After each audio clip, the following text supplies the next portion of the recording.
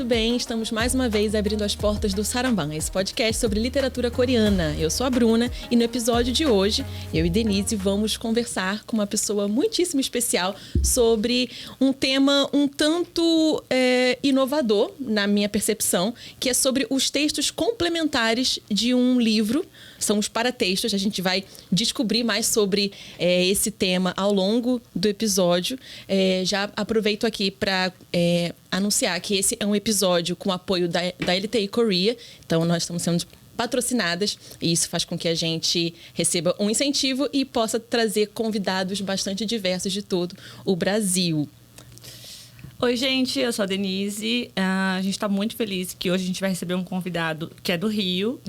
E é um pesquisador de literatura coreana que tem trazido aí um trabalho super interessante em relação aos textos complementares e que tem tudo a ver com essa nossa nova leva de episódios, né, que a gente está falando aí sobre a história da Coreia através da literatura. Então, esses textos complementares são todo diferencial.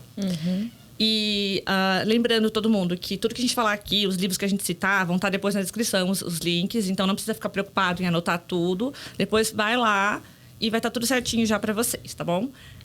Queria agradecer o Alex, né, o Alexandre Pizziolo, que veio aqui, aceitou nosso convite, né, e veio falar com a gente um pouquinho sobre a pesquisa dele e sobre todo o interesse que ele tem na literatura coreana. Alex, obrigada. Eu que agradeço.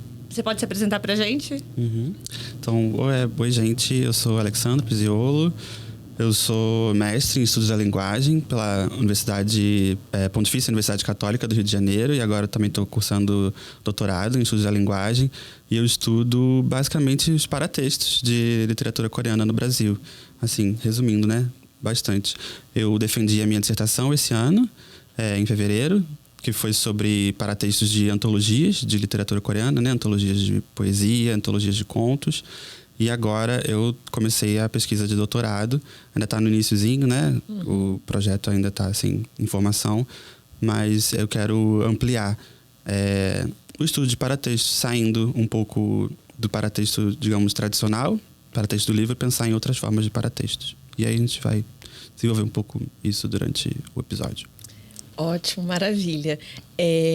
Claro que essa noção de paratexto, etc., a gente vai entrar já, até para quem não conhece, acho que é importante destrinchar isso bem. Mas antes disso, a gente queria que você contasse um pouquinho de como foi o seu processo até decidir estudar a literatura coreana no mestrado e agora no doutorado também.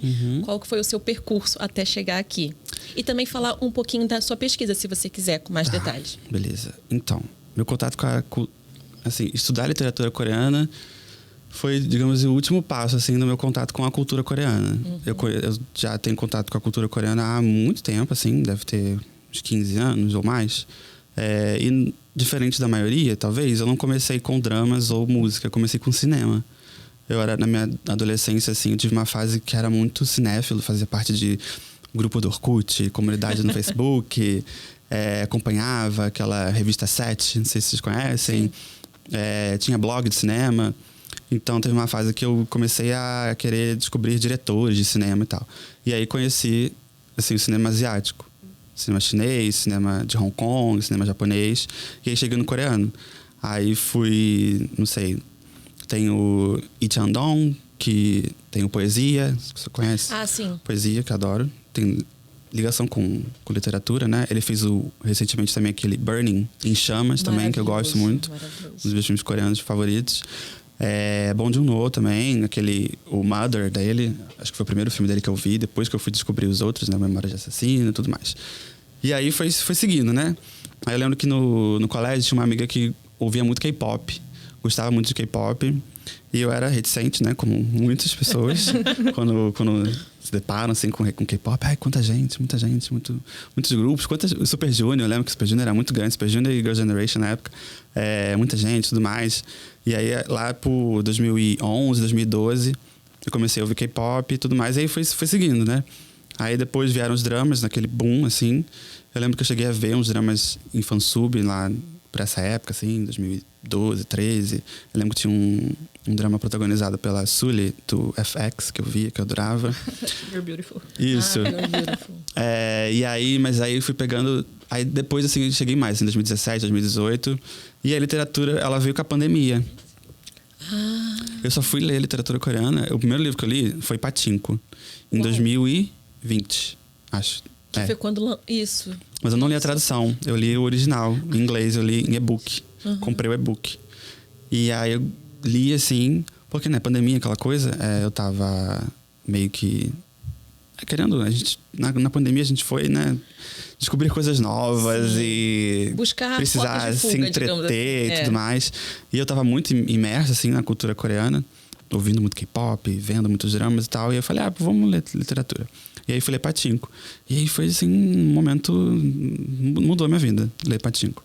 Assim, e aí eu... Aí agora fazendo um gancho com a trajetória, assim, né? Acadêmica, profissional. Eu sou formado em História. Minha graduação é em História. E só que aí eu meio que me afastei um pouco da História. Depois de ter me formado e tudo mais. Fui trabalhar com outras coisas. E comecei a trabalhar com tradução. Com revisão e tradução. Numa agência. E aí, na pandemia, eu comecei a fazer... Antes da pandemia, na verdade, né? Porque a pandemia estourou lá pro março. Isso. Antes, eu comecei a fazer um curso de tradução. E aí, já estava com vontade de voltar para academia, porque eu gosto muito, né, da área acadêmica. E aí, eu pensei, por que não fazer isso na tradução? E comecei a sondar isso, lá em 2020. E aí, parece que as duas coisas aconteceram ao mesmo tempo. Esse interesse pela literatura coreana e o interesse por voltar para academia na área de tradução. E aí, no Rio de Janeiro, o único programa, assim, de pós-graduação que tem uma área de tradução, no Rio, né, cidade do Rio, é a PUC. Sim. A gente tem Niterói também, que é o Pós-Link, que tem uma linha de tradução. Mas no Rio de Janeiro, o único que tem uma linha de pesquisa dedicada à tradução é o da PUC Rio. E eu comecei a investir nisso, a participar de eventos e tal, a assistir, a pesquisar e tal, porque precisei migrar, né, de área, porque minha formação, assim, leituras, teoria, era tudo de história, não tinha nada, conhecimento zero da área de letras, principalmente de linguística, porque o meu programa é de estudos da linguagem, então tem uma vibe, assim, forte de linguística. E aí eu entrei lá em 2021, isso, no final de 2021, para começar em 2022, e como no processo seletivo lá não pede projeto, eu entrei meio que assim, aberto a possibilidades. Eu já queria trabalhar com literatura coreana, principalmente com paratextos, porque depois de ler Pachinko, eu li a história de Hong Il-tong. E aí ele é cheio de paratextos. Sim. Tem glossário, tem um prefácio, tem notas, e aí eu fiquei assim, tipo, quem é essa mulher? Que ela escreveu tudo isso, assim, a professora Ayun, né? Yoon Jeonim. Como que ela... Eu nunca tinha lido um livro assim com tantos paratextos. E aí fiquei com isso na cabeça, já entrei na PUC querendo estudar isso. Mas não tinha coragem de falar. Quando eu fui fazer entrevista, isso é sei lá, não deveria nem falar isso. Eu falei que... eu não falei que eu queria estudar literatura coreana, porque mesmo que não tenha projeto, eles sondam assim o que a gente tem interesse. E eu falei, eu queria estudar paratextos de literatura clássica, Shakespeare, não sei o quê. E tal. E aí, beleza. E a minha orientadora na época, ela estuda Shakespeare e tudo mais. E aí entrei no programa. E aí quando foi uma das primeiras disciplinas que eu fiz, Introdução aos Estudos da Tradução, eu criei coragem de, chegar na minha professora e falar, vem cá, o que você acha de eu fazer um trabalho sobre antologias de literatura coreana? Trabalhar os paratextos. Aí ela, acho legal. Peguei, esse referencial teórico, junta com isso, junta com aquilo e faz e tal, o trabalho. Foi meio que um teste, assim. E aí, deu certo, eu gostei. Assim, eu comecei a fazer todos os trabalhos focados em literatura coreana, esqueci essa coisa de Shakespeare, literatura clássica. Fui estudar literatura clássica coreana, né? No caso, porque as primeiras antologias coreanas publicadas aqui no Brasil são de literatura clássica. E aí essa professora acabou sendo a minha orientadora, porque a minha orientadora original, ela se aposentou. E ela foi ser a minha co-orientadora. Depois as duas ficaram. E aí ela super me encorajou a isso. Mesmo que ela não tivesse, não fosse especialista, eu conhecesse ela, não vai. Ela encoraja muito. A professora Tereza Dias Carneiro. E a tese dela foi sobre paratextos também, quando ela fez doutorado. Então eu juntei as duas coisas. Eu acho que é isso, respondendo a pergunta de vocês. E aí eu criei coragem e aí estamos aí desde 2022 estudando paratextos de literatura coreana. Nossa, muito incrível. Quando a gente recebeu a Jaque, que ela também comentou que foi um desafio para ela entrar no mestrado e falar que queria estudar literatura coreana, né? Sim, achei que eu ia achar que eu era doido. Ainda mais fora de São Paulo, né? Sim, não, com certeza, é verdade. Porque, né, você tem todo tem uma cultura, você tem o curso da USP. No Rio a gente não tem muita coisa. As iniciativas estão começando agora. Você tem um ou outro curso de coreano lá já há um tempo. Mas assim, na universidade, não vou usar dizer que não tem ninguém, mas assim, pouquíssimas pessoas. Tá começando muito agora, eu acho. Pós-pandemia, pós-grupo de pesquisa surgindo, eventos, o próprio simpósio da USP, o simpósio de estudos coreanos lá da UFPE. Então, acho que tá começando. Tô vendo muita gente surgindo e estudando literatura coreana. Muito legal. Só uma correçãozinha. Eu tô lembrando aqui, a gente confundiu o nome. O drama da Sully é o To the Beautiful You. Não é o Your Beautiful. É um que ela finge que é menino. É o remake na universidade. É o remake de Hanakimi. Tá. É que os dois têm Beautiful no ela título. Ela usa peruca e tal. Os dois têm Beautiful no título, mas o da Sully é o To the Beautiful You. Ah, tá. Isso. Beleza. Aliás, eu lembrei outra coisa. Você comentou aí da trajetória, tudo, né? O período que você começou a estudar mais Coreia. E foi nesse período também que você participou do concurso de resenha? Isso, verdade. Um ponto interessante nessa jornada foi que nessa de me preparar para fazer o processo seletivo do mestrado em 2021, eu participei do concurso de resenha organizado pelo consulado da Coreia aqui e a USP, né, o Departamento de Língua e Literatura Coreana da USP. Para resenhar o livro A Espera, da Kamsuk Kendrick Kim. E ganhei em primeiro lugar. E aí, acho que isso foi meio que um sinal. Eu trabalho um pouco com isso, assim. Eu estava com essa vontade e tudo mais. E aí, fiz essa resenha desse livro. Que também, acho que amarra um pouco, né, o tema dessa leva de episódios do podcast, de história e tudo mais. E aí... Inclusive, uma dúvida, Alex. A gente tem acesso a esse texto? Essa resenha sua? Olha, eu lembro que se puder, a gente podia compartilhar também, porque também tem a ver com o tema de história. Sim, verdade. Eu lembro que na época, quando teve o resultado, eles disponibilizaram isso num drive. Disponibilizaram todos os textos ganhadores num drive. Aí eu posso ver se eu tenho acesso ainda a esse drive e compartilho com vocês. Sim. Ou mesmo mando o texto pra vocês. Tá bom, porque eu nunca publiquei. Eu nunca publiquei. Ficou só pra isso, assim, pro concurso. Pra esse concurso. Não sei nem o que eu escrevi. Tá bom. Mas eu posso mandar pra vocês, sim, com certeza. A gente conversa.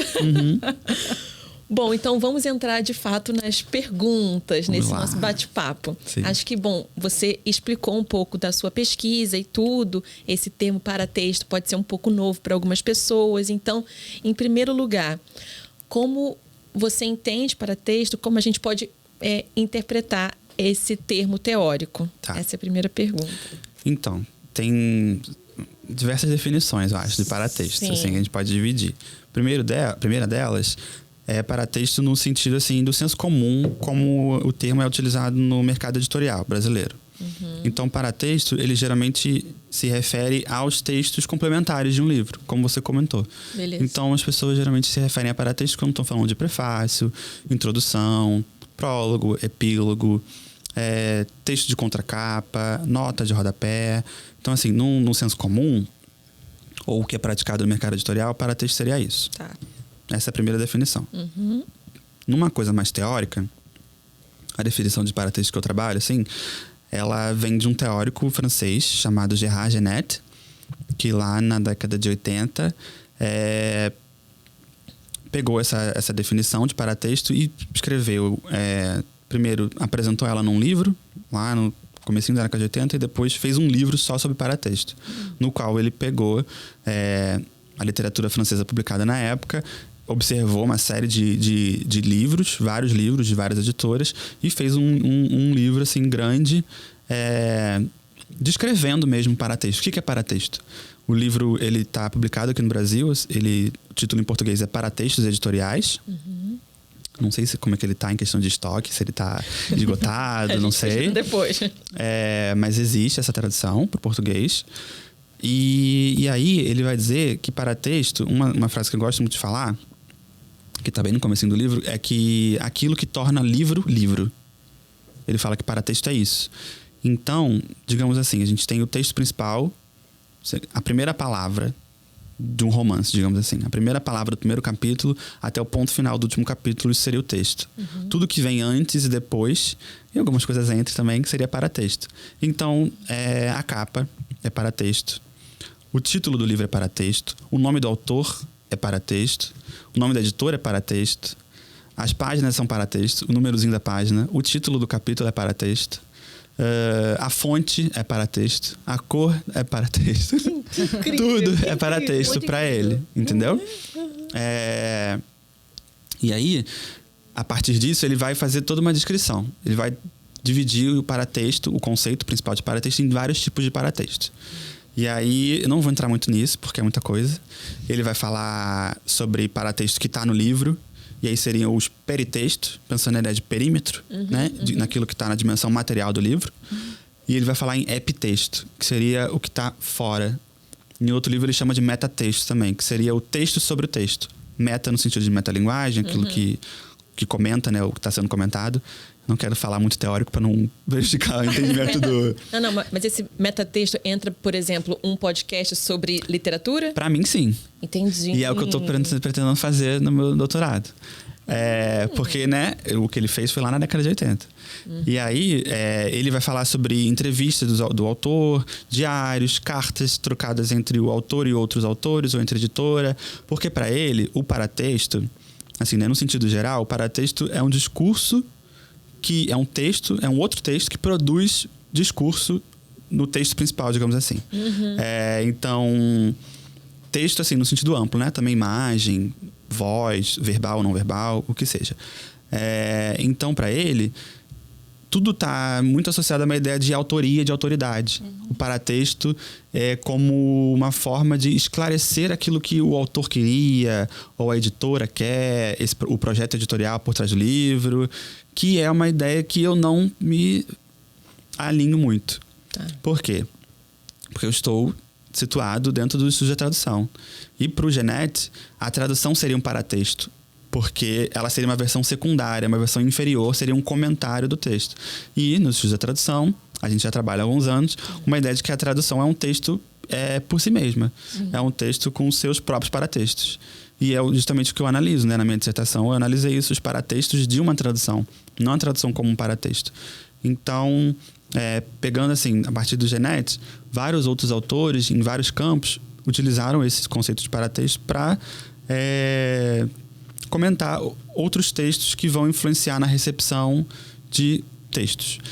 E aí, assim, a gente tem na própria literatura, né, nos estudos literários, nos estudos da tradução, na comunicação, a gente tem uns autores que trabalham conceitos de paratexto para pensar recepção de filmes, por exemplo. Então, trailer seria um paratexto, pôster do filme seria um paratexto.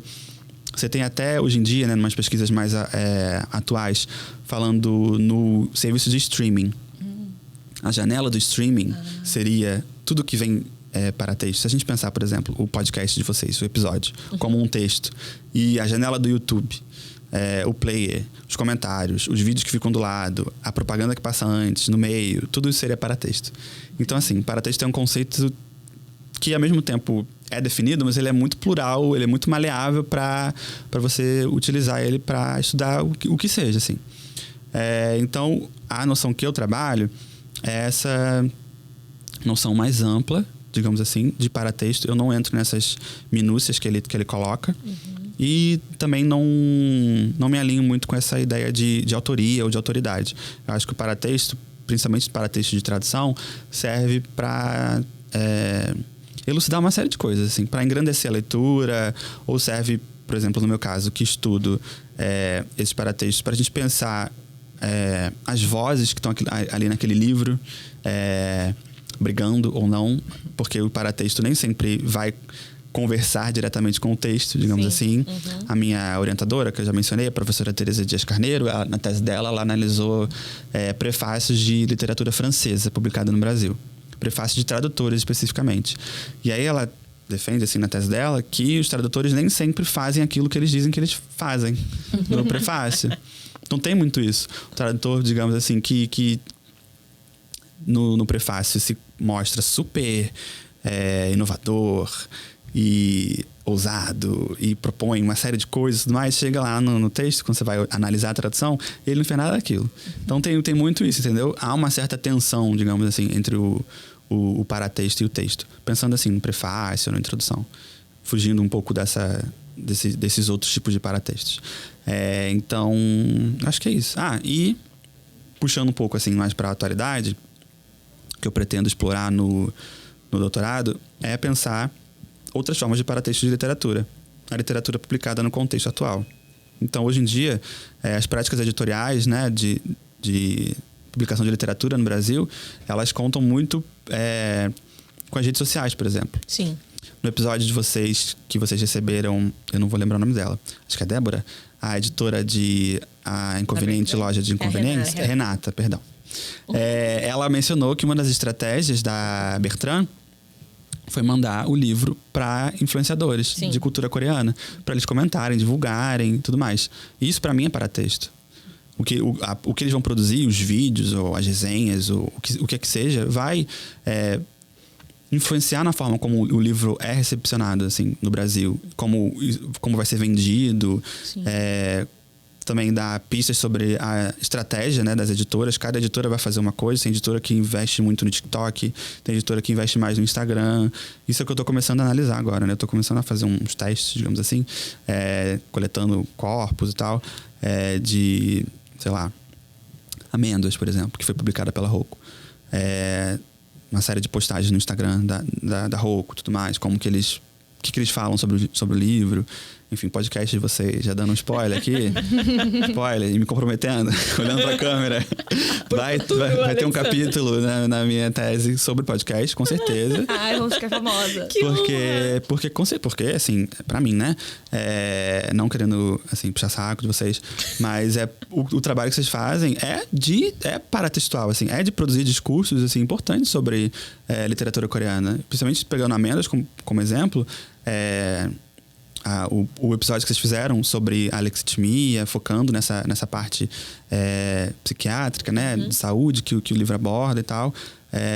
A gente não sabe em quem vai chegar isso, como vai chegar isso. Então, possui um efeito assim, forte. E o meu trabalho, assim, que eu pretendo fazer, assim, estou tentando fazer desde o mestrado, é pensar como que a literatura coreana chega nas pessoas. Como que esses outros textos, como que esses agentes, vocês, a professora Yun, o Luiz Girão e tal, como que isso impacta na recepção de literatura coreana. Enfim. Nossa, eu já tô muito ansiosa pra ler isso. Achei incrível. 4 anos, gente. Falou. Calma. Por enquanto, no decorrer disso, a gente vai acompanhando as suas falas nos simpósios. Isso. Vai ter artigo, sim. Isso. Mas você comentou de Amêndoas, eu ia falar sobre ele, porque conforme você foi falando que o paratexto ele pode ser a capa, o título, a cor, tudo isso, eu me lembrei de um detalhe interessante, que eu não sei se vocês se atentaram. Quando saiu o Amêndoas, eu não sei se ainda é vendido assim, mas ele vinha com o plastiquinho e no plástico uma etiquetinha escrito que é a indicação recomendado pelo BTS. Sim. E assim, é uma coisa que você tira e vai pro lixo aquilo, né? Sim. E não fica. Isso é paratexto. Com certeza. Que interessante. Com certeza. E assim, paratexto fala sobre as intenções da editora ao posicionar o livro como recomendado pelo BTS. E também fala, eu acho, de como o livro já chega no Brasil. Porque quem consome Hallyu, no geral, já conhecia Amêndoas antes da gente saber que editora que ia publicar aqui. Então, foi publicado, acho que na Coreia em 2017, eu acho. Acho que ou 19? Eu tô entre 19 e 17, foi um número... Foi por aí. E aí, depois teve aquele episódio lá do In The Soup, que eles leram, o Namjoon e o Yoongi. E aí virou, né, essa coisa, tipo, precisamos ler o livro do BTS. Virou o livro do BTS, Amêndoas. Sim. E aí, quando lança aqui no Brasil, a Roku, desde o primeiro momento, eu acabei de escrever um trabalho que eu pretendo publicar em breve, que eu apresentei numa disciplina, falando justamente sobre isso, como a Roku posicionou Amêndoas desde o primeiro instante como associado a Hallyu. Então, você tem no Instagram, eu estava comentando, né, que eu estava fazendo uns testes, esse é o primeiro teste que eu fiz nesse sentido, de coletar dados sobre paratextos nas redes sociais sobre Amêndoas. E aí a Roku faz uma série de postagens do livro associando ao BTS, à música do Suga, né, do August T, Amígdala. Sim. A própria BTS, tem o selinho que veio. Quem comprou o livro na primeira tiragem vinha, né? Por fora do plástico, o selinho. Uma série de postagens, assim, e vídeos também. Você joga no TikTok Amêndoas, o livro, vem uma série de vídeos aí, ou da Roku ou não, assim, né? De pessoas que fazem resenha. Li o livro do BTS. Li o livro indicado pelo Namjoon e tal. Você tem... A Amêndoas já chega no Brasil com essa fama já. Se você jogar em inglês mesmo, Almond Book, sei lá... Não vai vir a autora, não vai vir o nome dela. Vai vir aquela foto do Namjoon lendo o livro no In The Soup, entendeu? Eu acho que isso é primordial para entender como o livro foi recepcionado, porque ele é um sucesso de vendas, né? Agora, eu acho que mês passado, eu acho, a Roku fez uma postagem no Instagram dizendo que o livro estava há 25 semanas na lista de mais vendidos da revista Veja. E assim, eu acho que o fato dele ser associado a BTS com certeza é um dos fatores, assim. Sim, sim. E eu queria pensar, assim, um pouquinho, o que você entende, o que você acha, assim, bem, não sei se você já parou para pensar sobre isso. Até mesmo essa escolha editorial, porque a Roku colocou esse selinho de indicação do BTS nesse plastiquinho, né, que vinha envolvendo o livro, não na capa em si. Isso. Porém, nós temos outro caso, que é o caso do Queria Morrer, mas no céu não tem Tupoqui. Que vem bem na capa, né? Da Bexerri, que está na capa. Sim. E aí em destaque ainda, eu acho, com toque. O livro indicado pelo Namjoon do BTS. Sim. Então, o que você acha? Por que essa escolha? Uma colocou na capa, outra colocou numa coisa que pode ser retirada? Olha, eu não sei. Talvez possa ser por práticas editoriais, eu acho mesmo. Eu acho que a Roku é uma editora mais estabelecida, talvez, que não tende a fazer essas intervenções tão bruscas, talvez, na capa, eu acho. Até mesmo porque eles contrataram a Ing Lee para fazer a capa. E a Ing já tá vindo aí com uma fama, eu acho, de capas bonitas e autorais, né? Tipo, e autorais, né? Que mostram o estilo dela, né? Próprio dela, o background que ela tem, tanto de cultura coreana como de quadrinista, né? Que ela é. Eu acho que as capas dela são apreciadas, eu acho, por si só. E aí eu acho que deve ter sido uma edição editorial da Roku, porque Amêndoas, eu acho que já tem uma fama maior do que Tteokbokki, vamos falar. Para não falar o título todo. Tteokbokki vendeu muito na Coreia, mas eu acho que são livros diferentes, porque Amêndoas é, né, literatura infanto-juvenil, por mais que seja pesado, por mais que tenha questões de saúde mental e saúde, né, no sentido geral. O Tteokbokki são memórias, né, um diálogo, né, entre não ficção, psiquiatra, né? Pois não é ficção. Então, eu acho que talvez a editora, que eu não vou lembrar, alguma coisa dos livros, Bazar dos Universo dos Livros. Eu acho que eles quiseram dar um puxa, assim, maior, eu acho, de colocar bem na capa. Porque isso, assim, a capa é, né, a primeira impressão que você tem no livro, né? Você tem já o ditado, né? Não julga o livro pela capa. Mas a gente julga o livro pela capa. Total. Então, a capa é aquilo, é o que chama. Então, tudo que tá na capa digamos, é tudo que a editora deu mais importância para colocar. Então, por exemplo, não tem o nome de quem traduziu na capa. Mas tem a começando a aparecer, né? Eu tô falando no Tteokbokki. Sim. Mas tem indicado pelo Namjoon do BTS. Então a gente pode pensar que era uma informação muito importante para a editora de veicular, a ponto de colocar na capa. Eu quero saber como que eles vão traduzir o título do segundo. Eu também queria saber. Curiosa. Porque no inglês, né? No coreano mesmo, tem uma brincadeira e tal. Ainda quer, né? Quero saber como é que vai ser isso traduzido para o português. Aguardemos. Pois é. Bom, você mencionou, né, várias questões a respeito dos paratextos em si. E a gente consegue perceber que é algo muito amplo e que não é destinado, por exemplo, a um público em específico. Porque se a gente pensasse, por exemplo, é minha concepção, pensasse, por exemplo, em notas de rodapé, em glossário e tudo, talvez fosse destinado a um público que quer se aprofundar naquele assunto. A nossa dúvida é se há alguma ideia desses paratextos como que tem um interlocutor em específico ou já é um conceito tão amplo a ponto de abranger aí todos os tipos de interlocutores, digamos assim? Eu acho que muitas das respostas que eu vou dar hoje vai ser depende. Porque depende muito da editora, eu penso assim, de práticas editoriais. Porque todas as editoras têm seus perfis, assim. Sim. E grupos editoriais grandes que têm selos específicos, voltados para públicos específicos. Um selo mais adulto, um selo voltado para poesia, um selo voltado para infanto-juvenil, um selo infantil e tudo mais. Acho que cada gênero, talvez, recebe paratextos, ou apresenta, melhor, paratextos de forma diferente.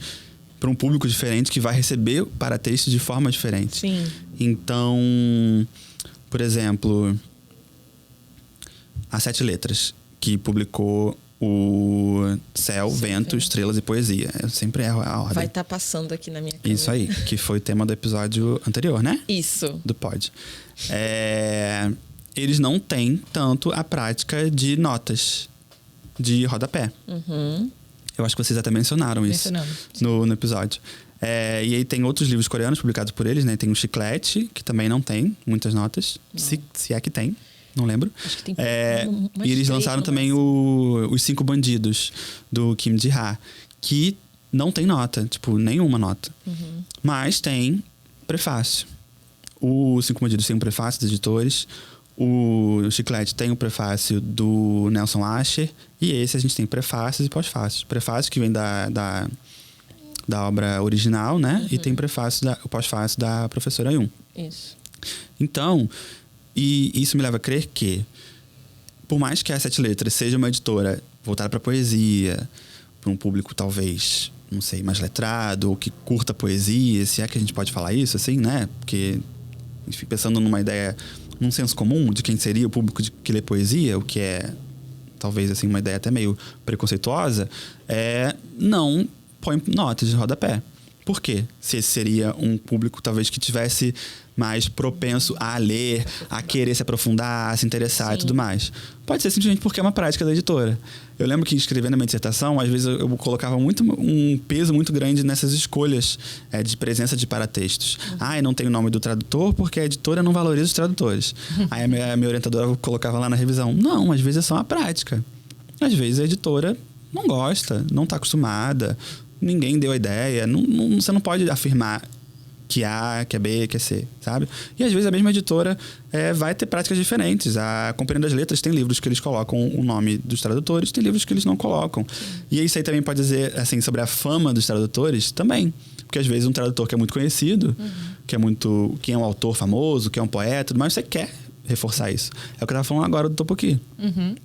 Você quer reforçar que foi indicado pelo Namjoon, não é nem pelo BTS, é pelo Namjoon. Você não coloca nem RM, você não coloca nem o nome artista, você coloca o nome dele, porque talvez possa criar uma certa intimidade, uma certa identificação, né, com um fã do BTS, que costuma se referir a eles pelos nomes, né, de batismo. Então, colocar ou não paratexto, colocar ou não nota, se isso é direcionado ou não para determinado público, depende. O Amêndoas, por exemplo, tem não sei se é pós-fácil ou prefácio, da autora falando sobre... É um pós-fácio. Pós-fácio, né? Falando sobre a alexithymia, né? Falando sobre motivações, né? Escrever o livro. Acho que ela fala da filho dela, alguma coisa assim e tudo mais. Que aí foi uma decisão tomada lá, na Coreia, né? Na publicação original. Eu lembro do Livro Branco, também tem um textinho no final da Hangan falando... Isso. E aí tem textos, tem livros que talvez a gente, né, que estuda literatura coreana, que é interessado, que a gente lê e fala, poxa, aqui podia ter um prefácio, aqui podia ter alguma coisa. Então, assim, depende muito da editora. Depende muito da editora, assim, empresa, digamos assim, CNPJ, e dos editores envolvidos também, né? Porque tem uma série de pessoas envolvidas na publicação dos livros. Quando eu fiz a minha dissertação, porque eu fui analisar... as antologias de poesia e de contos, eu queria muito analisar essa questão dos agentes envolvidos com a publicação de literatura coreana. E o que eles falavam, assim, o que estava nesses paratextos que mostrava ou podia mostrar motivações para publicar aquele livro no Brasil, por que publicar aquele livro no Brasil. Eu acho que quando a gente vai observar paratextos, principalmente de livros históricos, digamos assim, de livros publicados não sei, séculos atrás, ou livros de ficção histórica, por exemplo, os paratextos, eles servem muito para justificar, talvez, eu acho, por que aquele livro está sendo publicado. Eu ia falar disso, porque como Tigres na Neve, que a gente também vai abordar, ele é de uma editora, né, Melhoramentos, que já vem com uma pegada, né, tem vários livros didáticos, etc. E eles optaram por essas notas explicativas no final. Sim. E não durante o texto. Então, assim, o leitor interessado pausa ali e vai ler e volta depois. Sim. Então também reflete uma escolha talvez disso. Então a gente está falando de história aqui, de questões culturais e históricas que talvez o leitor não conheça. Então ter acesso a essas notas pode enriquecer a leitura. Sim. É engraçado, né? Esse livro, essas notas, assim, elas me causam uma série de sensações. Sério? Sim. Porque eu fiquei pensando que no original... Ele é escrito em inglês, né? Sim. De uma autora coreano-americana, a Joo-hye Kim. E aí, ela escreveu pensando assim, né? Na publicação original. Ela é de origem coreana. Ela escreveu esse épico moderno, né? Sobre a colonização japonesa e tudo mais. Essa ficção histórica apresentada para o público americano. E o original não tem notas. E aí eu fiquei pensando, assim... o processo mesmo de decisão da editora aqui no Brasil para ter essas notas. Para apresentar essas notas. Como as notas são apresentadas, por exemplo, elas são ao final do livro e não na página. Então o livro tem muitas notas, acho que umas cerca de 40 notas, eu acho. E eu acho muito interessante... 52 notas. 50? Que vem notas da editora. Eu acho isso sensacional. Assim. Notas da editora por Luiz Girão, nosso digníssimo professor da USP. E aí vem o currículo dele, assim... Tipo assim, eu acho... Eu, como pesquisador, essas coisas me fascinam, assim. Porque, tipo, é uma... Como posso dizer? Tá apelando justamente para esse público, eu acho. Que quer se aprofundar, digamos assim. Sim. Porque vem ao final, então, assim, não precisa estar na página...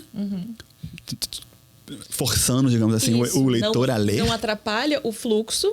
Você Sim. lá interessado e quer pausar, vai, volta e continua. Sim. Ou não. Né? Não atrapalha visualmente, mas atrapalha porque você tem que parar e ir lá pro final do livro. Porque Sim, verdade. esse livro, inclusive, ele foi o tema, acho que, de um dos últimos encontros, né, do Clube de Literatura da Luara França. Foi. Acho que no penúltimo.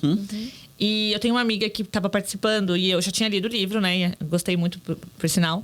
Mas fiz maior propaganda para ela. Quando ela foi ler, ela ficou muito incomodada com isso. Ela falou assim, nossa, eu tenho que ficar parando e indo lá. Por que fizeram assim? Eu não gosto também. Eu também não gosto. É uma Mas, gente, opção mas é o que a gente pessoal. tava falando. São escolhas, né? Práticas editoriais. Sim, mas sabe o que eu acho? Eu acho que, assim, essas notas, elas já são bem profundas. São notas grandes. Não são notas curtas. E aí, elas aparecendo no meio da página... Se uma pessoa tá na livraria, abre o livro, olha, não vai se interessar. Assusta. Porque vai parecer livro acadêmico. Sim, vai aparecer livro acadêmico. Porque a nota, pensando assim, né, onde o paratexto aparece, o Genete, ele também tem umas categorias assim sobre como ele aparece no livro. E aí o fato de estar ali dentro é diferente. Porque quando a nota tá na página, ela tá dentro do texto, digamos assim. Quando você só tem um númerozinho, tem gente que lê e nem percebe que tem um número lá na palavra, no ponto, enfim. E aí, acaba que é uma escolha. Acaba sendo uma escolha assim. Mesmo quando ela vem na página, ela é uma escolha. Quem nunca leu um artigo acadêmico? Ignorando as notas de rodapé. Eu já fiz muito isso na faculdade. Agora eu não faço mais. Então, depende muito, assim, sabe? Eu acho que voltando assim nessa questão das decisões editoriais, é uma decisão da editora. De mostrar essas notas e mostrar o porquê. Quando você coloca... O fato só de chamar o Luiz para comentar, para anotar, colocar o currículo dele. E outra coisa, não sei se a gente vai entrar mais no livro mais a fundo, mais na frente, ou já pode falar? Pode falar. Vai nessa. Pode falar? A gente já tá saindo da ordem aqui. Tá, ótimo, adoro. Que deixa viva a coisa. Isso. O livro, ó, as notas do Luiz, eu acho que elas meio que criam uma certa tensão com a tradução do livro. Que tem algumas notas, por exemplo, quando ele vai explicar o que é Hyun. Porque no livro tá traduzido como o irmão mais velho. E fica lá, irmão mais velho, irmão mais velho, irmão mais velho. Aí o Luiz foi lá e colocou uma nota. Hyung, etc, etc. Tem uma passagem que uma personagem fala Admoni, mas na tradução não tá Admoni, tá tia. E aí na nota tá Admoni. E aí eu fiquei pensando, como se deu isso, assim?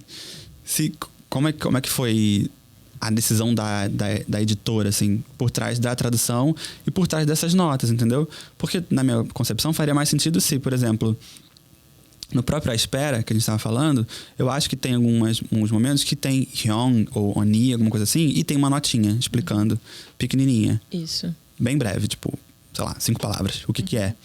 E geralmente é mais isso que a gente vê nos livros. E aqui não. No livro a gente tem a opção por traduzir, né? Nem traduzir, né? Explicar, talvez, no português, porque no original em inglês tá esses termos.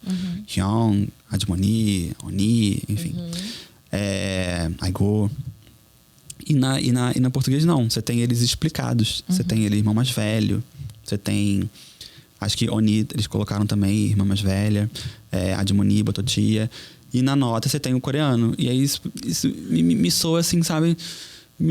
Uma pulga atrás da orelha. Eu fiquei assim, lendo, assim, como é que foi isso? Se foi decisão da tradutora, se foi decisão da editora, se a editora preferiu deixar o termo em português e aí explicar numa nota só, lá nas notas no final e tal. Porque acho que dá um sabor ao texto. O Patinco mesmo, cheio desses termos, que dá uma coreanizada, digamos assim, sabe? Traz um pouco isso, eu acho. Talvez, você estava mencionando que a editora edita livros didáticos. Sim. Talvez ela quis didatizar o texto para o leitor brasileiro. Era isso que eu ia falar, porque quando você lê o livro sem pensar nas notas, ele é um livro, vamos dizer, uma ficção. Um livro comercial. Sim. E aí, quando você pega e vai para as notas, aí você começa a entender que aquilo são fatos históricos. Sim, né? sim. Então, aí vem mesmo essa parte mais didática de ensinar a história coreana. Sim, eu acho que o livro, ele toma muita liberdade, eu acho, digamos assim, né? Ele pega esse pano de fundo, e ainda tem isso, né? Pra gente que estuda literatura e história coreana, sabe tudo que vai acontecer. Lá, quando começa a questão do movimento 1º de março. Pra gente que é aquilo... Ai, o que vai não, né? A gente já sabe o que vai acontecer. Tem até uma expectativa, né? Uma tensão. Mas pra quem não conhece, não sabe. Vai saber isso lendo as notas no final do livro, assim. Então, acho que dá liberdade, digamos assim, ao que a ficção tá dizendo, digamos assim, nos capítulos, e trazer um pouco também essa ficção, calcar ela, digamos assim, na realidade. E aí, será que no original, no inglês, não tinha nota porque a autora não quis? Ou porque a editora que ela publicou o livro não deixou? Sabe? Porque eu sei que ela e o Luiz são amigos. Sim. Tem uma relação boa. Então, eu sei que ela não seria contrária às notas que a edição brasileira tem, né? Porque o autor tem, como posso dizer, liberdade, né? Sim. Pra dizer, não quero que tenha nota, eu quero que o livro seja apreciado sem nota nenhuma, não quero. Então, eu acho que... Enfim, todas essas questões surgem quando você lê esse livro, quando você pensa... Acho muito legal esse gancho que você trouxe com a comparação com o original em inglês, porque faz a gente pensar nessas decisões, né? Em trazer o livro para o Brasil e como trazer ele para o Brasil. Sim. Porque será que, por exemplo, a própria autora ou a editora americana pensa que, sei lá, o público americano não tem interesse, ou que talvez o público americano já saiba dessa história da Coreia, e aí aqui no Brasil as pessoas ainda não sabem? Então, dito tudo isso, como que você vê essa importância, né, desses paratextos, dessas notas explicativas, para trazer essa literatura coreana, né, para o público brasileiro, e assim, a importância, né, para conhecer a história? Eu acho tão importante que eu fiz uma dissertação. Mais de 200 páginas sobre isso. Porque o que me atraiu nos livros nas antologias lá publicadas na década de 90, 80, começo dos anos 2000, foi justamente isso, assim, a quantidade de paratextos, assim. Quando a gente pensa, principalmente nas antologias publicadas pela professora Yun, todas, não vou falar todas, mas quase todas, têm paratextos dela. E aí, quando eu analisei na minha dissertação, eu fui, para prefácio por prefácio.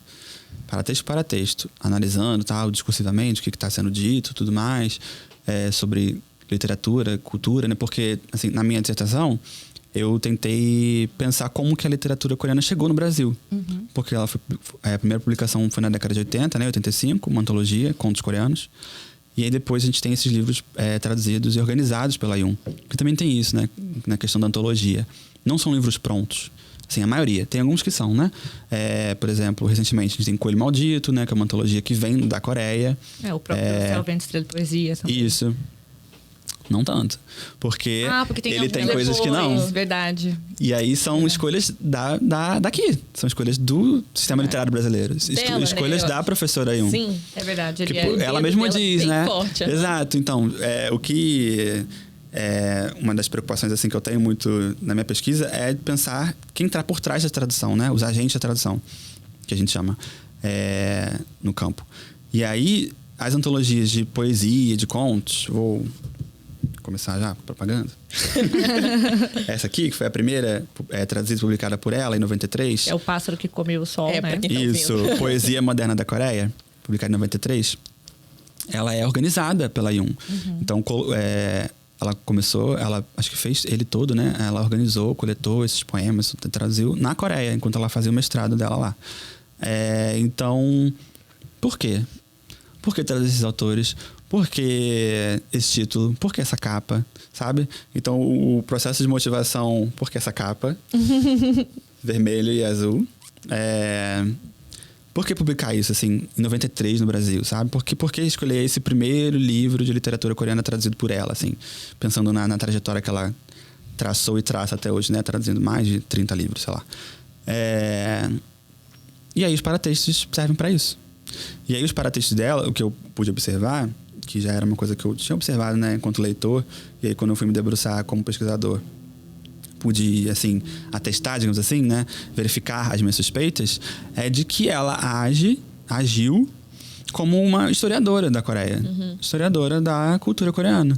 Então, quase todos, tenho que parar de falar todos, quase todos os livros que ela traduziu, organizou e publicou e escreveu prefácios, vamos pensar assim, todos os prefácios que ela escreve têm um cunho histórico. Então, por exemplo, no Pássaro que Comeu o Sol, ela vai fazer... Tem uma série de textinhos dela, né? Mas tem um prefácio que o título é O Despertar Doloroso no País da Manhã Serena. Só isso já traz um monte de coisa, né? O que é o País da Manhã Serena? Por que é doloroso? Por que é despertar? Porque é uma poesia... a poesia moderna coreana, né, do século XX, início do século XX, que foi escrita nesse contexto de colonização japonesa. E é doloroso por quê? Por causa disso. E aí ela traz os autores, ela vai explicar por quê, o que aconteceu na Coreia, o que é colonização japonesa. Então pensa, hoje em dia a gente tem, sei lá, filme, drama, livros mesmo, que falam sobre a colonização japonesa. Isso, a gente tem a questão das mulheres de conforto, que tá cada vez mais... pungente, eu acho, assim, na mídia e tudo mais, sendo mais falada. Então, isso pode ser, ainda não é, mas pode ser que já esteja mais na boca do povo, sabe? Ou na mídia, ou de conhecimento, mais no mainstream. 93, não tava. Não tava mesmo. Então, ela traz, assim, como coreana, como pesquisadora, como mulher coreana, como cidadã coreana, ela traz nos paratextos dela, nos prefácios que ela escreve, essa vontade de contar para o leitor brasileiro, para o público brasileiro, sobre a história da Coreia.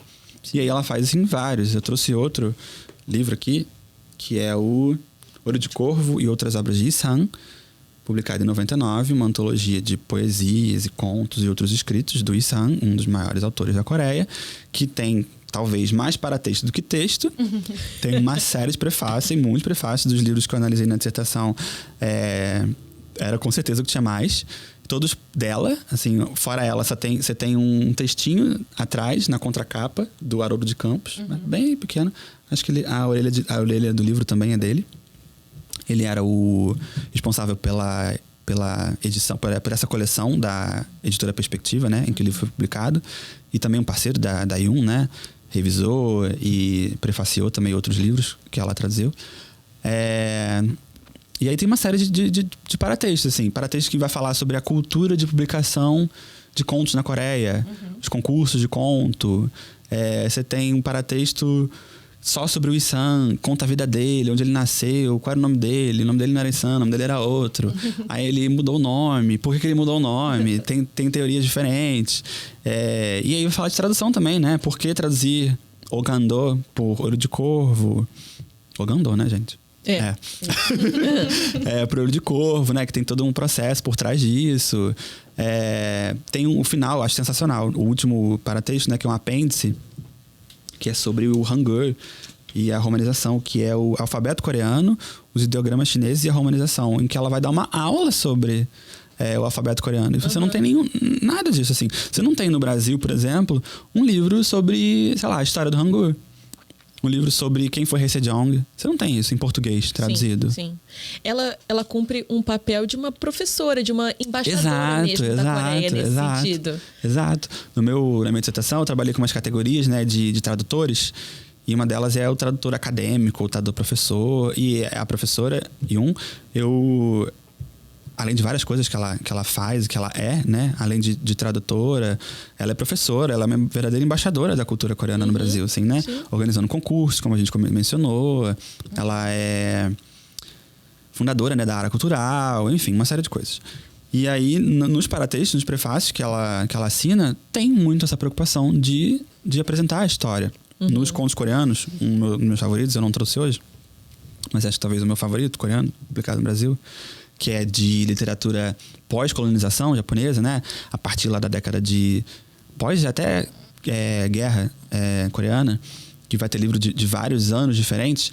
Ela também traz prefácio, tem prefácio dela, tem prefácio do Boris Schneiderman, que vai falar um pouco de cada texto. Ela traz biografia dos autores. Então tem muita preocupação, assim. No próprio Céu, Vento, Estrelas de Poesia. Tem um pós-fácil, né? Que ela fala... Literatura da Vergonha? Como é que é? Versos da Vergonha. A Vergonha em Versos. A Vergonha em Versos, assim, que é sensacional. Que ela fala do autor, ela faz essa contextualização. Então tem muito essa preocupação, que é uma preocupação, assim, que eu acho que é muito dela, eu acho, assim. Muito da atuação dela. Então você perguntou, voltando à pergunta, da importância. Pra mim a importância é essa, assim, que você consegue, assim, até só pelos paratextos, saber muito da história da Coreia, assim, da cultura coreana, de valores coreanos, só sobre esses paratextos. E aí, assim, a literatura em si vai ser um plus a isso, e como isso vai ser um engrandecimento, assim, do que está sendo lido, assim, de contextualização, de entendimento de importância, e pensando em livros, assim, históricos, né? Históricos em dois sentidos. Históricos no sentido do Como o Tigres na Neve, que é atual, né? Publicação atual, mas uma ficção histórica. E históricos no sentido do Pássaro, por exemplo, que é de uma literatura lá do início do século XX. Ou se a gente pensar no Hong Il-tong, que é do século 17. Ou no Contos da Tartaruga Dourada, que também é mais ainda antigo. Serve para isso, eu acho. Para uma contextualização, para um engrandecimento da leitura. E que bom que as editoras que publicaram esses livros deram esse espaço para a Yun escrever esses paratextos, porque não é toda editora que dá esse espaço, assim. Agora, Alex, uma dúvida. A gente está falando aí de vários tipos de paratexto e tudo. E a gente comentou que Como Tigres na Neve, com a sua amiga, deu um leve impacto, né, no ritmo de leitura dela e tudo. Por acaso, existe alguma ordem a ser seguida, ou nesse campo vocês entendem essa ordem como sendo da autonomia do próprio leitor? Então, e se isso influencia o modo como o conteúdo, né, o enredo em si é recebido? Sim. Eu acho que não posso falar pelo campo todo, sim, mas assim, minhas orientadoras no mestrado e tudo mais, e alguns colegas, a gente é muito pragmático no sentido de que a gente sabe que nem todo mundo lê paratexto. Sim. E que a verdade é que talvez a maioria não vá ler. Então a gente pensa mais, assim, no meu trabalho como pesquisador, nas intenções, eu acho, ou nas possibilidades que o paratexto impõe, talvez, para o leitor. Então, pensando em ordem, não acho que tem uma ordem certa, tem uma ordem sugerida. Então, aqui no Brasil, a gente lê o livro da esquerda para a direita. Então, a gente pensando em como vem o livro, essa ordem vai importar. Então, digamos assim, se um texto vem em prefácio e não em pós-fácio, quer dizer que a editora quer que ele seja lido antes do livro. Sim. Mas aí, rapidinho, te cortando. Eu sempre me deparei com essa questão, até durante o ensino médio, para ler livros para vestibular e tudo, porque às vezes eu tinha que ler aquele prefácio 2 vezes. Primeiro, por conta da ordem. Então, veio então primeiro, é um pré-fácil, leio antes. Sim. Só que eu sentia que ele tinha muito mais efeito, às vezes, depois que eu tinha lido o livro. Sim. E aí eu não sei se isso é uma questão pessoal, se foi uma escolha talvez não errada, mas infeliz, digamos assim, da editora de pôr aquele texto antes e não depois. Ou se faz parte de um mecanismo ali de... Não sei, de realmente preparar o leitor e eu não estava na vibe. Eu não sei. Eu não sei como vocês lidam, por exemplo, com esses textos também que são prefácios, mas às vezes fazem mais sentido se forem lidos depois que a pessoa teve acesso ao conteúdo em si, sabe? Sim, sim. Eu acho que depende. Eu acho que... E também acho que é uma questão pessoal. Essa questão da leitura. Eu já tive, assim, livros que eu li, não gostei. E aí eu fui ler o pós-fácil e aí fez total sentido. Sim! Tem uns livros clássicos da Antofágica, da editora Antofágica. Sim. E ela sempre faz muito paratexto, né? Sempre tem uma introdução, um prefácio e, sei lá, 3 pós-fácios. Isso quando não tem uma videoaula. Um QR Code na contracapa lá do livro. E aí, assim, já teve o livro não vou falar qual, que eu li. E aí, eu li, é um clássico, ok. É um clássico, legal, eu tô curtindo. E aí, tipo, mas e aí? Aí veio um pós-fácil e, tipo, explodiu a cabeça, assim. E tudo fez sentido. Meu Deus, era isso, então. E aí, gostei muito, sabe? Então, acho que é meio que um jogo, talvez, uma aposta, sabe? Entendi. Da editora ou do autor, pensando, né, em livros autorais, sem ser livro traduzido. De achar que aquele texto tem que ser lido antes do que vem. Por exemplo, tem tradutor, livros traduzidos, pensando. Tem tradutor que escreve, né? Um prefácio ou pós-fácio. E aí, digamos assim, tem prefácios tradutores que querem apresentar o autor, que querem falar dele, que querem comentar as suas decisões tradutórias. E aí eles acham que é importante que isso venha antes. E aí, antes do leitor chegar no texto, propriamente dito, ele vai passar por essa biografia, essa contextualização da obra antes. E tem tradutores que acham que isso tem que vir depois. O Olho de Corvo é um exemplo, assim, interessante, porque tem tantos textos antes e depois. E é no meio. Porque... Como ele tem vários tipos de textos do Issan, primeiro você tem contos, depois a poesia, né, que é a série Olho de Corvo. Você tem um prefácio à obra inteira lá no começo, que vai comentar meio que por alto os textos que fazem parte da antologia. Aí você tem os contos. Aí você tem um prefácio ao Olho de Corvo, que vai ser específico do Olho de Corvo, falando o que é o Olho de Corvo, quando que ele foi publicado. Na Coreia, todo mundo xingou o Issan, a polêmica toda, tudo mais. E aí, isso já gera isso atiça o leitor, eu acho. Nossa, então... foi publicado no jornal, foi tão ruim que o editor foi demitido, foi tão ruim que precisaram interromper a publicação no meio, foi tão ruim que o autor foi achincalhado e tudo mais. Vou querer ler isso. Você já chega na leitura com isso, eu acho. Também é isso. Issan é difícil. Sim. Issan não é, tipo, você abre e tipo, já entende. É complicado até para quem é coreano, nativo. Como a professora fala em várias das notas e dos paratextos. Então, o leitor brasileiro, talvez já tendo acesso a isso, já sendo, como posso dizer, alertado disso no prefácio anterior, já...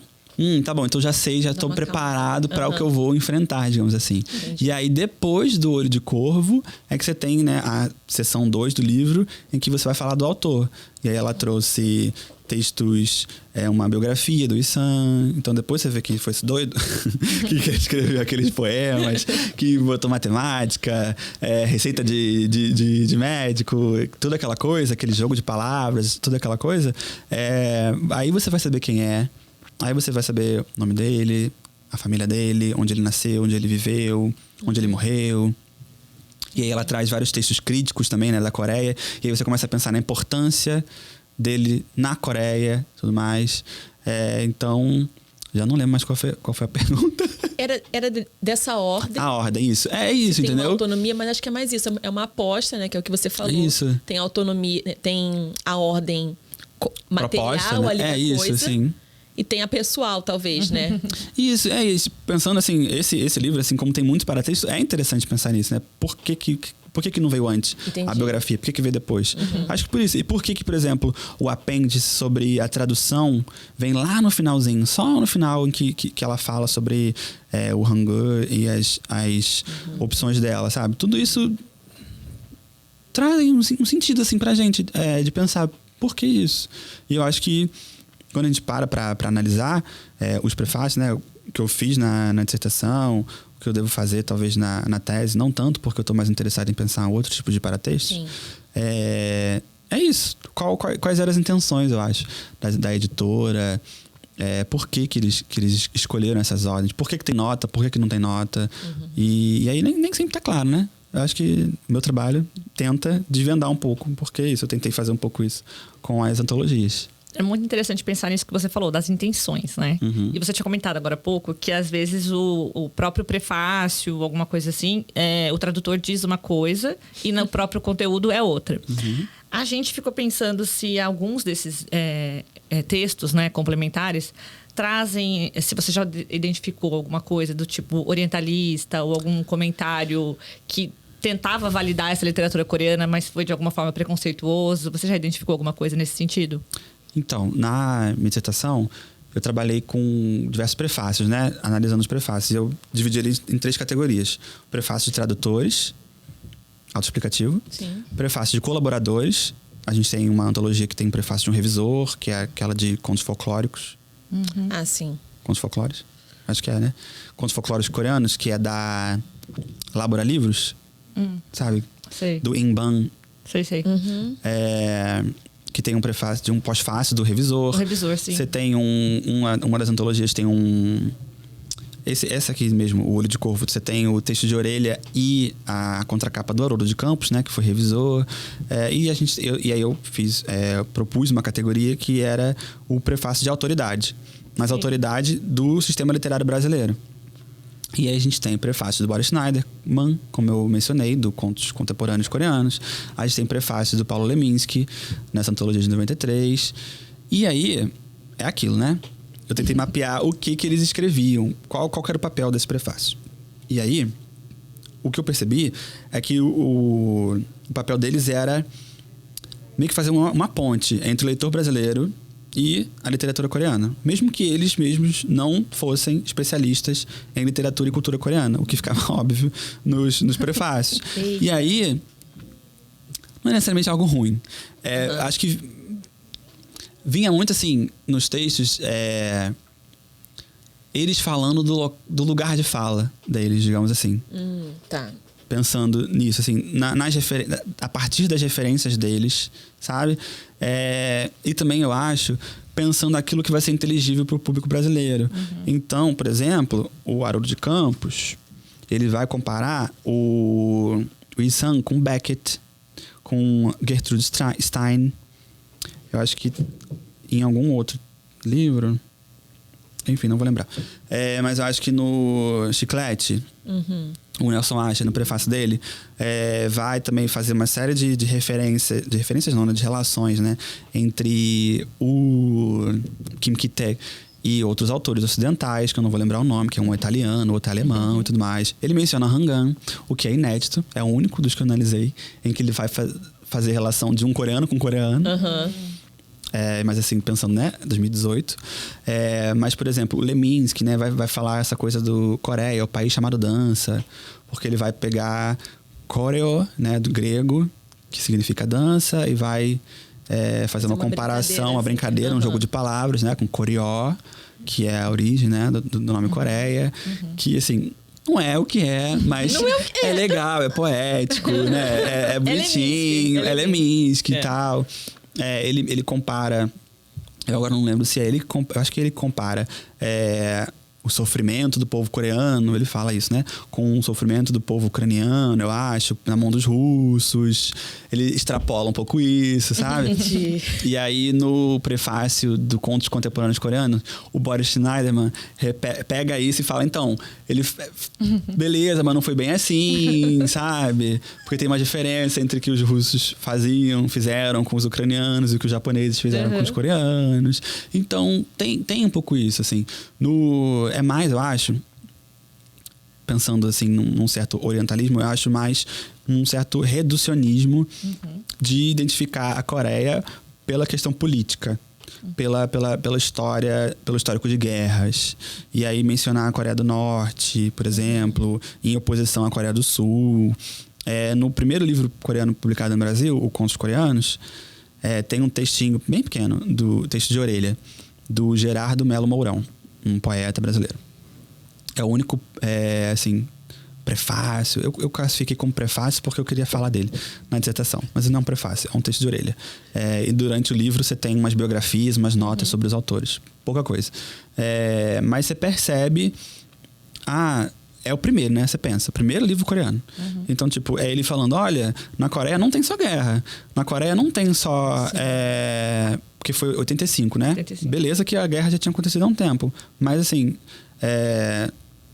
se hoje em dia as pessoas ainda são ignorantes em relação a uma série de coisas, a Coreia do Sul, a Ásia em geral, imagina em 85. Então é isso, tipo, a Coreia não é só guerra. Aí ele fala que ele foi à Coreia e aí ele visitou um centro de alguma coisa, não sei se era de poesia, de artes marciais. E aí ele, quando é que começou essa tradição? Alguma coisa assim. Aí a pessoa responde, há 1500 anos atrás. Quando foi fundado o seu centro? Ele fala, 1500 anos atrás. É ele tentando mostrar que, olha, a Coreia tem tradição, a Coreia tem poesia, a Coreia tem cultura, sabe? O que é legal, mas assim... aponta para esses preconceitos, digamos assim. Que tanto eles quanto a sociedade, a cultura brasileira que está recebendo esses livros, tem. Então, o próprio prefácio do Nelson Asher, do Chiclete, fica o tempo todo querendo mostrar o valor do texto do Kim Ki-tae, da poesia do Kim Ki-tae, porque ele não é só coreano. Ele é um coreano que pode ser lido e entendido por qualquer leitor, entendeu? Ele fala, é uma poesia que foi escrita em Seul, que se passa em Seul, mas ela poderia ter sido escrita ou se passado em São Paulo, em Nova York, em Londres, etc. O que em si não é necessariamente algo negativo. A intenção não é negativa, a gente está falando de intenção. A intenção não é negativa, a intenção é positiva. Ele quer elogiar, ele quer mostrar o valor daquela poesia. Mas utilizando as ferramentas que ele tem, digamos assim. Então, para falar que o Kim Ki-tae é relevante para ser lido, né? Um poeta coreano de mais de 60 anos é relevante, a poesia dele merece ser lida no Brasil em 2018, né? Na época que foi publicado, é porque é uma poesia universal. É uma poesia que pode ser lida por qualquer um. É uma poesia que ele fala até... eu não lembro agora as palavras que ele usa. Ele fala assim, umas referências aqui e ali... Sim, ele fala. Mas ele usa um termo até meio pejorativo na frase, eu não lembro agora qual é. Aqui e ali tem umas referências coreanas, culturais, específicas, mas no geral é um poema, uma poesia que pode ser entendido por qualquer um, digamos assim. E ele coloca que se há algum tempo a literatura, as coisas que vinham da Coreia poderiam ser entendidas como de povos exóticos, mas que hoje em dia a globalização, exato. A gente tem que entender que não é assim, né? Eu acho ele até meio paradoxal, porque ele começa meio que criticando o Ocidente, ele fala todo sobre os ocidentais foram lá na Ásia e exploraram os povos, não sei o que lá, e a partir disso eles conheceram a poesia deles, e isso aqui ao mesmo tempo ele defende que a poesia do Kim Ki-tae é relevante porque ela pode ser entendida por quem tá no Ocidente, né? A gente. Então, né? Agora, uma dúvida que eu fiquei aqui, né? Que você comentou que ele usou as ferramentas que ele tinha. Concordo, e tem essa contradição mesmo, que a gente fica meio, como assim? Mas vocês também não acham que, além de ser as ferramentas dele, é o modo como o público brasileiro vai conseguir receber isso? Porque até mesmo a gente, enquanto podcast, a gente faz isso em eventos, né? A gente tem que usar uma linguagem que vá chamar aquele público em específico, mesmo a gente, às vezes, tendo mais conhecimento. Então, acho que o que ele fez também, fora essa contradição que escorrega ali em um orientalismo e tudo, é para tentar fazer com que seja entendido mais palatável para o público brasileiro. Você não acha? Com certeza. E não está restrito a uma literatura que é asiática, não. É uma prática comum, eu acho, quando você vai resenhar literatura, criticar a literatura, você fazer referências entre autores, comparar um autor com o outro, para fazer isso ser entendido pelo público. É a ponte, né? Como você falou. Sim, acontece. É uma prática, assim... É uma prática de antologias, é uma prática de prefácios. Uns autores que eu trabalho na dissertação, né? Uns teóricos, que vai falar sobre antologias, né? Antologia de literatura... Ele vai, no livro, né, que eu utilizo, ele fala de antologia de literatura africana em língua inglesa, publicada no mundo anglófono. E ele vai, né, falar... citar como é uma prática dos paratextos de antologias que apresenta uma literatura nova para um público, para determinado público, fazer essa comparação entre os autores ou aquela literatura e autores daquela cultura ou de uma cultura que seja mais palatável ou que esteja no horizonte assim, do leitor, do leitor-alvo. Então, não enxergo isso como algo negativo. É algo que é a função que eles têm, eu acho, assim, no livro. Se a Yun, por exemplo, é uma especialista em literatura coreana, em cultura coreana, e vai fazer prefácios em que vai falar de cultura coreana, de valores da cultura coreana, de história da cultura coreana, que é o que compete a ela, digamos assim, que é o que ela tem para contribuir com esses volumes, eles não têm isso. Então, o que eles têm para fazer, o que eles podem fazer, é recomendar aquela literatura ao leitor brasileiro. E aí o que eles podem fazer é elogiar, falar da tradução. Tem alguns prefácios que falam de tradução. Sim. E é muito bem traduzido, é não sei o quê. Tal e tal coisas foram feitas de tradução. Então, eles têm essa função mesmo de legitimar, eu acho, aquela literatura e explicar para o leitor por que aquele livro está sendo traduzido. Eu acho que vamos dizer, essas escorregadas podem acontecer até mesmo dentro da própria cultura. Porque eu lembro que quando a gente trouxe o livro Jun, em um dos episódios, eu me incomodei com um dos prefácios, que é de um crítico musical, que ele fala algumas palavras que ele escolheu para se referir ao Jun, que é um músico autista. Sim. E ele fala, assim, sorriso amável, aura transcendental, sorriso de Buda. E que a gente aqui, pelo menos eu aqui no Brasil, eu entendi isso como uma associação àquela questão do anjo azul, que as pessoas com autismo têm essa coisa. Claro, assim, inocentes. Pra mim isso foi cômodo. Café com leite, né? Tipo, não tá na sociedade, é como se fosse um... Sendo que é um livro que quer trazer exatamente, quebrar com esse estereótipo, entendeu? Sim. Quer tentar diminuir o preconceito, né, com pessoas no espectro. Sim, mas então, só que tem agência, né? Que o personagem tem agência, que dono da própria vida. Eu achei assim que deu uma escorregada também. Sim, eu acho que infelizmente ele quis são validar o talento que o Jun tinha, mas ele escolheu alguns adjetivos, assim, uma forma estranha de se referir a ele. Sim. Eu acho que são temas sensíveis, né?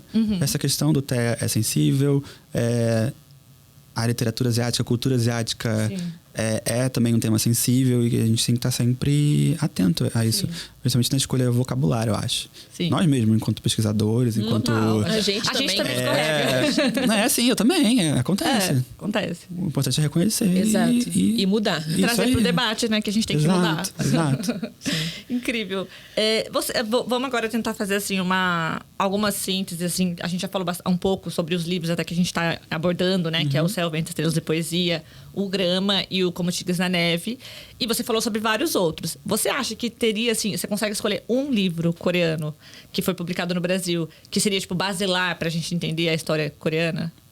Ai, que difícil. Eu fiz a lista de 10. Pergunta cruel. Que missão difícil. Mas, assim, que traz um apanhado legal, assim. De literatura, né? É. Putz, cara... Enfim, todos os caminhos levam a Pachinko, sabe? É meio difícil não voltar nele, eu acho. Mas assim, pensando no conteúdo, Pachinko. Eu já tô trapaceando essa pergunta. Pensando em paratexto, eu acho o Hong Kil-Tom muito bom. Okay. Que ele dá contexto. Ele fala sobre mudança de reinado, fala sobre valores confucionistas, neoconfucionistas, fala sobre filosofia, tem glossário. Adoro um glossário. Acho que ele é bem informativo e uma delícia de ler, né? Porque ele é meio que um young adult do século XVII. É muito bom, eu gosto muito, assim. Agora, assim, entrando mais nesses livros mesmo, assim, como a gente falou, de toda essa importância que tem, né? O prefácio, pós-fácio para textos. E a gente, até quando a gente conversou com a Yun no episódio anterior, ela falou também, né? Mas ninguém lê. Vocês leem, mas ninguém lê tudo isso. E a gente concorda que, sim, algumas pessoas não leem. E dá toda uma carga diferente quando você lê os paratextos, né? Aí a gente queria pensar, assim... o que você acha a respeito? Se, por exemplo, esse livro, né? O Céu, Vento, Estrelas e Poesia... Ele, vamos dizer assim, de uma forma bem feia. Como ele tem ele ganha essa força com os paratextos, você acha que ele por si só, né, é fraco, vamos dizer? Não, nunca, não. Imagina. Eu acho que, voltando, lembra do que eu falei lá no começo? O Genete diz que paratexto é o que faz do livro. Então, esse exemplar, que eu acho muito legal, brasileiro, que vem com o facsímile, né, da edição coreana, e a gente vê que o prefácio, não vou lembrar do nome do moço lá, do poeta também que fez o prefácio, é um prefácio que já vem lá, na publicação original. E ele foi publicado póstumamente, né? Sim. Aí até fala, ele nunca foi poeta em vida, né? Ele foi poeta depois. Então, assim, se não tivesse, vamos pensar assim, não tinha nem título, digamos, sabe? Você tinha uma série de 21 poemas, eu acho, né? 31? É 31. 31 poemas que ele deu esse título de... Céu, Vento, Estrelas. Isso aí. E enviou, né, pra esse amigo e tal, pra caso acontecesse alguma coisa com ele, né? Caso ele morresse e tudo mais, que fosse publicado. Enfim, no livro conta, né? Tem todo essa mobilização pra publicar. Então, se não tivesse paratexto, não teria nem livro. Não chegaria nem ao leitor coreano, quem dirá a gente aqui no Brasil, sabe? Então, não acho que seja um demérito ou que o livro só funcione assim. Mas se a gente parar pra pensar que o livro, vamos lá, os textos só chegam ao público dessa forma, não existe uma forma em que ele chegou ao leitor coreano que não seja munido de prefácio e pós-fácio. A gente fala isso porque, inclusive, a gente já ouviu uma pessoa falar isso. Que, porque é um livro coreano, assim... se você não entender da história coreana, não souber... é chato. Mas a gente pode falar isso de qualquer livro, né? De qualquer literatura, sabe? Né? Aí é orientalista. Porque, assim... Por quê? Por que é uma literatura, sei lá... inglesa, americana, se sustenta por si só, sem precisar de paratextos, e a coreana não? Não acho, discordo. Os próprios livros que estão em voga agora, que estão um sucesso de venda e tudo mais. A gente está falando desses livros de história, eu fiz uma dissertação falando de livros históricos e poesia e conto, mas o que vende na Coreia, o que está vendendo aqui no Brasil, não é isso. É literatura de cura, por exemplo, que vocês já fizeram um vídeo aqui no podcast, que não tem paratexto, assim, não tem prefácio, né? Não tem nota, tem paratexto, tem capa, tem contracapa e tudo mais. Mas... não tem prefácio, não tem nota. E isso prejudica a compreensão do público. Não se sustenta, sabe, como público. A própria Hanggang, que é, né, o grande nome da literatura coreana mundial atualmente. Os livros dela no Brasil não tem notas, eu acho. Talvez a edição que a Yun publicou de A Vegetariana lá em 2013. Tem prefácio. Eu não lembro se Atos Humanos não tinha. Tem. Não se tiver, tem pouquíssima. Também não tem. Queria muito um prefácio em Atos Humanos. Seria incrível. Mas Atos Humanos tem notas. Então, mas pouquíssimas. Mas precisava, sabe, eu acho. Precisava não, vamos lá. Seria legal, eu, como pesquisador, consumidor da cultura coreana, apreciador e tal, acharia legal. Mas assim, o livro super se sustenta sem nada. Inclusive, o próprio Céu, Vento, Estrelas e Poesia. Ele, por si é lindo, belíssimo. Sim. Eu acho que o prefácio, prefácio, pós-fácio, o que seja, ele serve para somar, para potencializar o efeito que o livro tem. Até porque, hoje em dia, assim, como é que a gente consome literatura? A gente não consome literatura só com livro. A gente consome literatura o tempo todo, na internet. Tem um post no Instagram, uma arte que alguém joga. Você tá num site, não sei, você consome Clube do Livro. Você pode participar de uma reunião, assistir uma reunião sem ter lido o livro. Acontece muito isso. Então a literatura, todos os textos chegam na gente de diversas formas. Inclusive, pelo podcast. Não é? Você tem resenhas, por exemplo, no YouTube, no TikTok, em que a pessoa lê. Você tem aquele sprint de leitura que a pessoa abre uma live e vai ler junto com o leitor. Então, sei lá, acho meio reducionista essa ideia, assim, que essa pessoa falou de que, tipo, a literatura coreana não se sustenta. A gente ficou abismado quando sempre a gente é fácil. Não, é um preconceito, assim, total. Vou até denunciar. Inclusive, essa frase veio de uma pessoa que é descendente de coreanos. E a gente ficou tipo, como assim? Você? Jura? Pois é. Mas eu acho que essa ideia que ainda se tem muito de que o texto em si, ele se encerra em si mesmo, sabe? Então, por exemplo, talvez essa pessoa ela tenha pensado assim, o texto coreano lá cru, só ele ali, um leitor desavisado, né, que não está muito versado em Coreia, vai achar estranho porque não tem contexto e não vai curtir. Sim. Só que é essa ideia, né, conservadora, digamos, de que o texto ele se encerra só nele mesmo, né? A letra maiúscula e o ponto final na última página. Sim. Eu acho que é muito mais, né? Não, com certeza. Esse mesmo autor que eu estava mencionando agora há pouco, que fala sobre as antologias, ele tem um conceito que é de reescrita. Ele vai falar que a literatura, ela existe nas culturas e ela vai, digamos assim, evoluindo na falta de um termo melhor, a partir de reescritas. Ele vai dizer que tudo é reescrita. Tradução é reescrita, crítica é reescrita, historiografia, adaptação, antologização, que é o termo que ele usa, tudo é reescrita. E o que fica na cultura, nos leitores, são imagens de textos, e não os textos em si. Então, tudo tem potencial de mudar a imagem do texto. Então, tem muita gente que sabe o que é Romeu e Julieta, mas nunca parou para ler a peça do Shakespeare. Ou sentou num teatro para assistir a encenação. Pode ter visto o filme do Baz Luhrmann, pode ter... Não sei.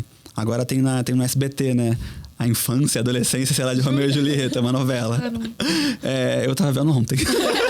No hotel. Passando na TV, tava lá.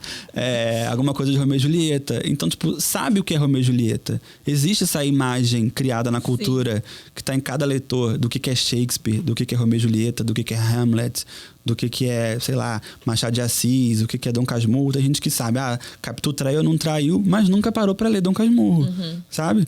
Então, a literatura, ela existe na cultura, assim... por causa dos textos, mas independente dos textos. Porque tem uma série de coisas que está impactando e moldando a literatura. O Amêndoas é o livro... Antes da pessoa pegar o Amêndoas, chegar na casa dela e ela abrir o livro, ela já sabia que era o livro recomendado pelo BTS. Então ela foi ler Amêndoas porque é o livro recomendado pelo BTS. Assim como tem alguém que foi ler, a minha orientadora, por exemplo. Ela leu e ela não fazia ideia de nada disso. Ela leu porque ela, agora, com contato comigo, ela está se familiarizando com literatura coreana, está indo atrás por conta própria de obras. Ela foi ler Amêndoas e aí, quando eu fui falar dessa coisa toda do BTS, ela falou, eu li, eu não fazia ideia. E isso passou completamente despercebido por ela, sabe? Alguém que pegou o episódio de vocês, o primeiro, né? Com aquele psicólogo, psiquiatra? Dr. Daniel Barros. Psiquiatra, isso. Falando sobre alexitimia e tudo mais, sobre todas aquelas questões... Se eu não me engano. Acho que em nenhum momento do podcast vocês falaram de BTS. Desse episódio. Isso a gente falou também. Eu acho que não falamos. Então alguém que tá lá, sei lá. No segundo jogou psicanálise, não sei. Alexitimia. Eu acho que eu tenho alexitimia, não sei. Joga no Google e aparece aquele episódio e vê, eu vou ler esse livro porque eu... Não sabe? Vai chegar... Tem muitas formas em que alguém pode chegar no livro. E todos esses paratextos são produzidos. Por diversas fontes, né? Matéria no jornal, resenha, crítica, YouTube, TikTok, Instagram, Tumblr, sei lá. Não sei. Tudo isso tem o potencial de influenciar a leitura e a recepção do livro e por que aquilo vai chegar no leitor em potencial. Ai, Alex. Eu falo muito, né? Não, maravilhoso. Sensacional. Vamos ficar, 3 horas aqui falando? Vamos, vai. Não, a gente tá apaixonada pelos paratextos também. Sim. Faz uma parte 2, paratexto parte 2, ano que vem. Eu acho que assim, a gente pode finalizar, que eu acho que já passou um bocado do nosso tempo. Qual mensagem, digamos assim, você gostaria de passar para os leitores que, por exemplo, encaram livros que têm muitos paratextos? Acho que já está meio claro a sua opinião sobre, mas qual mensagem você poderia deixar para eles? Por exemplo, pegou um Céu, Vento, Estrelas e Poesia e vê que tem prefácio 1, prefácio 2, pós-fácio, nananã. O que você pode dizer para esse tipo de leitor que se assusta com essa quantidade? Você tá livre para fazer o que você quiser. Assim, a literatura, o livro tá lá, assim. Pensa que ele foi feito com muito carinho, muito trabalho para uma editora e para uma série de pessoas, de editores, revisores, tradutores, que, né, a cadeia do livro é enorme, assim. Valorize isso, não sei, e receba o livro da forma como ele foi pensado pela editora, né, por essas pessoas que produziram ele. Longe de mim dizer que alguém tem que ler prefácio, tem que ler pós-fácio, tem que ler sabe, uma parte ou outra do livro. Com certeza vai ter gente que não vai ler. Eu mesmo já fui essa pessoa, na adolescência e tudo mais, na faculdade. Às vezes tem um texto que a gente precisa ler rápido, não tem como parar, tem prazo, depende. Mas assim, eu acho que você citou o exemplo dessa antologia de poesia. A poesia não é um livro que a gente pega, lê e lê de uma vez só. Não, é um livro que você vai degustando, contos também, tudo mais. O próprio Como Tigres na Neve, os capítulos são curtos, então eu adoro livro com capítulo curto. Você vai, para, lê, que eu tenho nervoso de parar de ler no meio do capítulo. Eu tenho toque. Eu não. Eu preciso. Eu me libertei. Eu não consigo, Eu assim. tenho toque. Então, esses livros são, tipo, divididos em 3 partes, que são 50 páginas, um negócio. Eu não consigo, eu tenho que terminar. Então, lê com calma, pega e tal. Faz esse movimento de, tipo, ler antes. Acontece muito isso. Você lê antes, não fez o menor sentido aquele prefácio. E aí você vai ler o texto, você volta, fez sentido. E aí o pós-fácio vai engrandecer aquilo que você leu antes. Não sei, toma o seu tempo com o livro. Não sei, não tenha tanta pressa, sabe? Saboreia a literatura, tudo mais. Me bateu até agora, assim, uma ideia mirabolante. Porque você está falando que os paratextos hoje em dia a gente pode entender de outra forma, né? Que engloba tudo isso que você falou, principalmente o uso das redes sociais. Você acha que hoje em dia, que a gente está quase no ritmo pali-pali da Coreia, que todo mundo quer tudo muito rápido, como você falou, as pessoas às vezes não têm tempo, querem tudo muito rápido. E muitas vezes alguém lê um livro, mas ele não quer ler o paratexto ou o pós-fácio, né? Os prefácio, pós-fácio, tudo isso, mas ele vai terminar o livro e ele vai procurar uma resenha no TikTok, ele vai procurar uma resenha no YouTube. Será que, de repente, não é o caso das editoras começarem a investir mais nisso? Em produzir como paratextos, né, em vídeo ou em outras formas de mídia, para acompanhar o lançamento do livro? Seria uma coisa interessante, né? Então, a Antofágica já faz isso, né? É uma possibilidade. Vem um QR Code. Faz também, tem a órbita, né? Eu acho Sim. bastante interessante. Eu acho que, assim, essa coisa de você distribuir os livros para os influencers já é isso. É um paratexto que não é anunciário, digamos assim. Mas é, né? As próprias editoras, eu estava falando do Amêndoas, a Rocco, ela compartilha resenhas de leitores. Muito legal. E de booktubers. Booktalkers. Nas páginas dela. Então, acho que com o tempo isso tá tomando, assim. É uma forma de, né, trazer esse conteúdo extra de alguma forma para essas pessoas mais, vamos dizer, que não querem, né, ler, né? Porque infelizmente, até hoje em dia, pouco se lê, né? Então... Sim, pois é verdade. Ou querem mais a quantidade, né? E ali esse livro, tantos livros em um mês, né? Às vezes a pessoa tem muita essa coisa de, eu não quero ser influenciado também. Tipo, eu quero ter a minha experiência, a minha leitura e tudo mais. E aí depois eu vou ver opiniões dos outros. Sim. Aí você pode ir nas resenhas, você pode ir nas críticas, nas avaliações da Amazon, ou você pode voltar lá no livro e ver qual foi a opinião daquele mocinho que foi chamado para escrever um prefácio. Que se ele foi chamado é porque tem algum valor. Eu amei muito. Eu também, adorei. Acho que a gente entrou em pontos tão interessantes e que vão ajudar com outros livros que a gente vai trazer aqui também. Sim. Nossa. Queria dizer que sinto muito por vocês que estão nos ouvindo e que não vão ouvir mais o Alex falando, mas nós iremos continuar essa conversa no almoço. Sim. Privilégios. Isso aí, falar mais horas e horas. Sim. Mas, assim, foi incrível. Adoramos mesmo a sua presença. Muito obrigado aqui. Contribuiu bastante. Acho que muita gente que não lia paratextos vai começar a ler a partir de agora. Valorize os paratextos. Muito obrigado pelo convite, pelo espaço. E acho que o trabalho que vocês fazem sensacional. Vou falar de novo. Vai estar na minha tese, com certeza. E continuem espalhando a palavra da literatura coreana no Brasil. É uma tarefa árdua, né? Mas a gente... Estamos indo, estamos nesse processo. Isso aí. Aí, Alex, obrigada, viu? Eu que agradeço. A gente conversa mais pelos comentários e agora no almoço também. Isso aí. Obrigada a todo mundo que ficou com a gente. Comenta aqui o que vocês acham dos paratextos. Quais livros fazem vocês aprenderem mais a história coreana. Se vocês estão interessados em saber mais da história coreana, né? Porque eu acho que com a Hallyu aí, todo mundo, né? Vamos aprofundar um pouquinho mais. Acho que seria interessante, né? Isso aí. Gente, é isso daí. Obrigada. Tchau, tchau. Tchau. Tchau, gente.